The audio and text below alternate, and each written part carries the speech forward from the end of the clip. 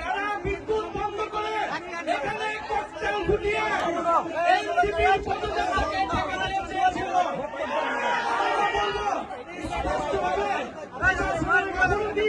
প্রশাসনের সহায়তায় আজকের এই পদযাত্রাকে বন্ধ করার জন্য এখানে ককটেল বিস্ফোরণ করা হয়েছে।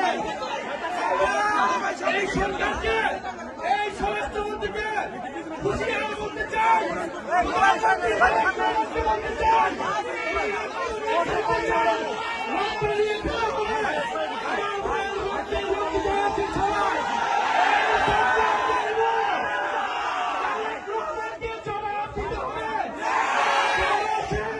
নিরাপত্তা নিশ্চিত করতে পারে নাই,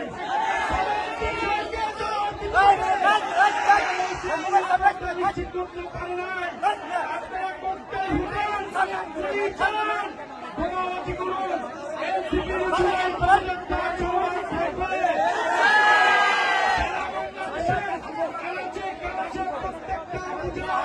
আমরা জুলাই পদযাত্রা নিয়ে যাব, জনগণের গণনায় বাস্তবায়ন করব, বিচার নিশ্চিত করব এবং সীমান্তের সুরক্ষা সহ তরুণদের কর্মসংস্থান সকলভাবে আমরা নিশ্চিত করব।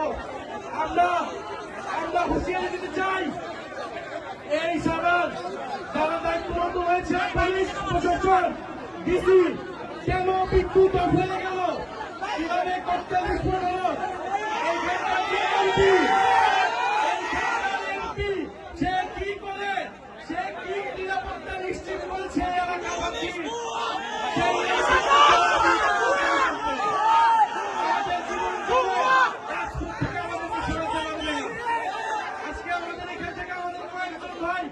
গুরুতর আহত হয়েছে। আমরা এর বিচার চাই, যদি দ্রুত সময়ের মধ্যে বিচার নিশ্চিত না করা হয় তাহলে এখানকার স্থানীয় প্রশাসন এবং এমপি তাকে জবাবদিহিতার আওতায় আমরা এনসিপির পদযাত্রা চলমান থাকবে। যত ভয় ভীতি বোমাবাজি করতে সবকিছুকে উপেক্ষা করে আমাদের পদযাত্রা চলমান থাকবে এবং স্পষ্ট আজকের এই ককটেল বিস্ফোরণ, বোমা বিস্ফোরণ প্রশাসনের সহায়তায় হয়েছে। কেন বিদ্যুৎ বন্ধ করে দেওয়া হয়েছিল, বিদ্যুৎ বন্ধ করে দিয়েছিল, স্পষ্টভাবে আমাদেরকে খুন করার পরিকল্পনায় এখানে বোমা বিস্ফোরণ করা হয়েছে। বিচার চাই, কোন সন্ত্রাসীর ঠিকানা এই সাভারে হবে না।